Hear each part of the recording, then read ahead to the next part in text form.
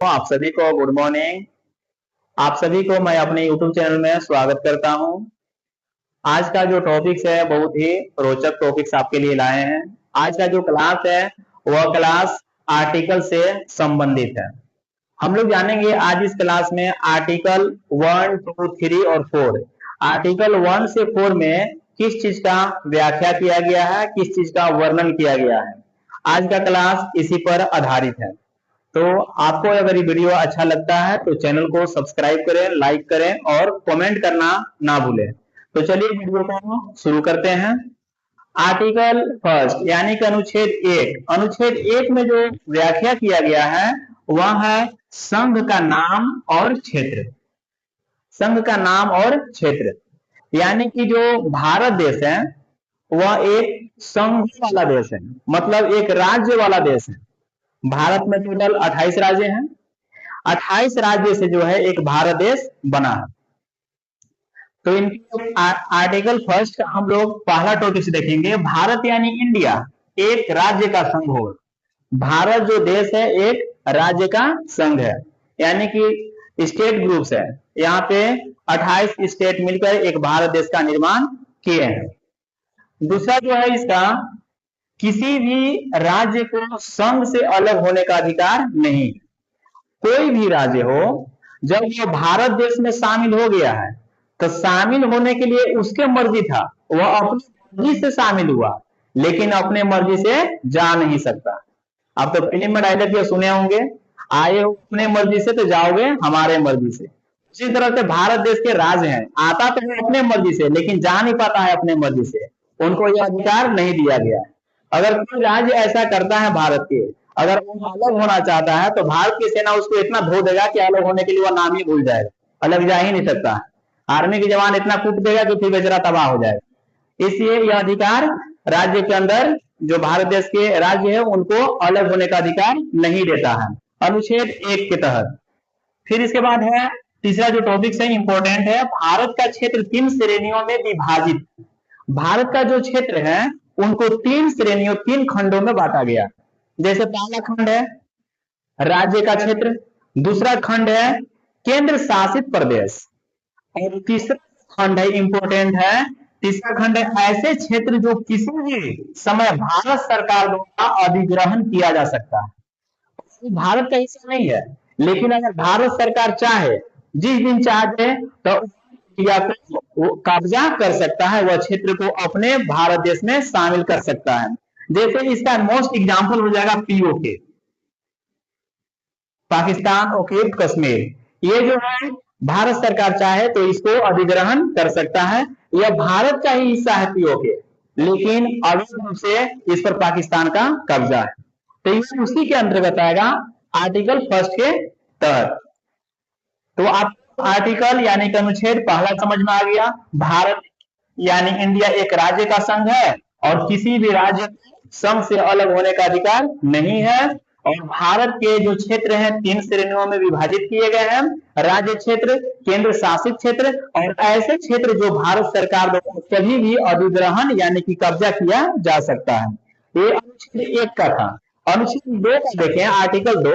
Article 2 में जो दिया गया है वह राज्य का प्रवेश तथा स्थापना।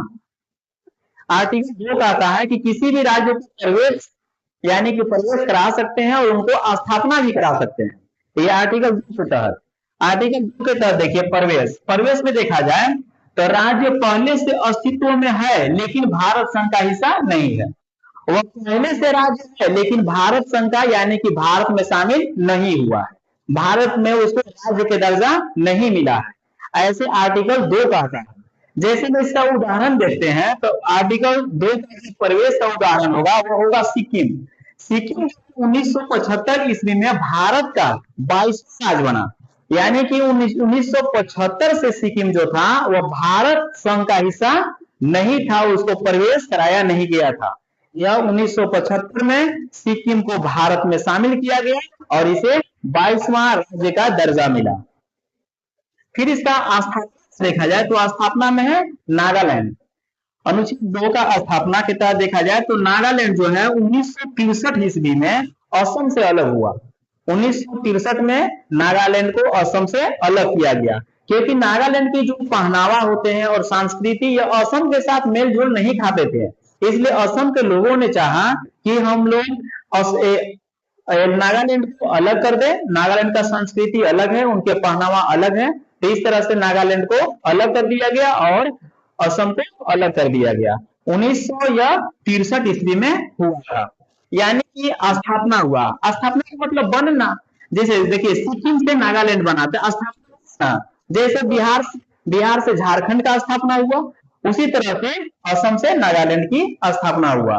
प्रवेश किया देखा जाए तो प्रवेश में किसी दूसरे राज्य को भारत के राज्य की अधिकार दिलाना, उनको एंट्री कराना। तो एंट्री में देखा जाए तो आपका उदाहरण हो जाएगा 1975 में सिक्किम को भारत का 22वां राज्य का प्रवेश मिला, यानी कि उसको एंट्री कराया गया 22वें राज्य के उपाधि में। इसके बाद अनुच्छेद 3 आर्टिकल 3 का देखा जाए तो आर्टिकल 3 क्या कहता है, देखिए राज्य के सीमा तथा नाम परिवर्तन। आर्टिकल 3 कहता है कि किसी भी राज्य के सीमा जो है उनको आप चेंज कर सकते हैं और उनके जो नाम है उनको भी बदल सकते हैं। जैसे नाम में बदलाव के देखिए देखा जाए तो पहले हम लोग जानते हैं सीमा, जैसे इसके अगर सीमा चेंज करना है या फिर नाम बदलना है तो इसके लिए आपको क्या करना होगा, विधेयक यानी कि बिल पास कराना होगा। बिल पास कराने से पहले आपको जो है प्रेसिडेंट का सिफारिश कराना होगा, सबसे पहले जरूरी, यानी कि बिल पेश करने से पहले आपको जाना होगा प्रेसिडेंट के पास, उनसे जाके कहना होगा कि देखिए हम इस राज्य का नाम बदलना चाह रहे हैं या इस राज्य का हम एरिया कम या ज्यादा करना चाह रहे हैं। राष्ट्रपति के बाद तब आपको फिर एक बिल लाना होगा संसद में। बिल लाने के बाद वह बिल पास हो जाएगा तो उस राज्य का नाम या फिर उस राज्य के सीमा क्षेत्र को आप बदल सकते हैं। इनके लिए प्रक्रिया होता है। जैसे में देखा जाए तो राष्ट्रपति का जो होता है इसमें महत्वपूर्ण भूमिका होता है। नाम चेंज करने से पहले या सीमा बदलने से पहले आपको प्रेसिडेंट से सलाह लेना अति आवश्यक है। इसके बाद फिर बिल लाना है और जो विधेयक आएगा संसद में उनको पास कराना बहुत इजी होता है, यह आसानी तरीका से पास हो जाते हैं, इनको पास कराने में कोई झंझट नहीं होता है। आर्टिकल 4 देखा जाए तो आर्टिकल 4 क्या कहता है, अनुच्छेद 3 के तहत बनाए गए किसी भी कानून संविधान संशोधन नहीं माना जाएगा। यानी कि जो आर्टिकल 2 और 3 में आप जिस चीज को चेंज किए हैं उसको संविधान कहता है कि यह संविधान संशोधन नहीं हुआ है। ये आर्टिकल 4 कहता है। आर्टिकल जो 4 कहता है वह 368 अनुच्छेद के अंतर्गत करता है। आर्टिकल जो 4 है उसमें होता है 368 के तहत कि इसको संविधान संशोधन नहीं माना जाएगा। संविधान को जोड़ना तथा हटाना या बदलना, संविधान के आर्टिकल 368 जो है उसमें लिखा गया है कि संविधान को आप जोड़ भी सकते हैं। अगर आपको लगता है कि यह संविधान में जो लिखा गया है यह अच्छा नहीं है या कुछ भी आपको उसमें दिक्कत लगता है तो उसको हटा भी सकते हैं। अगर आप चाहते हैं तो उसमें कुछ चेंजिंग भी बदलाव भी कर सकते हैं। यह आर्टिकल 368 के अंतर्गत होता है, यह आपको फ्री किया है। संविधान में चेंजिंग करना या संविधान के कुछ अनुच्छेद को बदलना या उसमें फिर कुछ परिवर्तन करना या आप इसी के अंतर्गत जोड़ते हैं। जैसे संविधान संशोधन देखिएगा लगभग होते रहता है, यही 368 के अंतर्गत होता है। संविधान में यह लिखा गया है कि आप चाहे तो संविधान में कुछ अनुच्छेदों को जोड़ सकते हैं, अगर चाहे तो उसमें परिवर्तन कर सकते हैं या फिर अगर आपको अभी जैसे समय अनुसार अगर आपको संविधान के लिखे हुए अनुच्छेद से दिक्कत लग रहा है तो उसको हटा भी सकते हैं। ये अनुच्छेद जो है 368 भारतीय संविधान को छूट देता है, संसद के कानून बनाने के अधिकार को भी यह अधिकार बना के रखता है। आई होप, मुझे आशा है कि आपको ये वीडियो समझ में आया होगा। फिर मिलते हैं अगले क्लास में।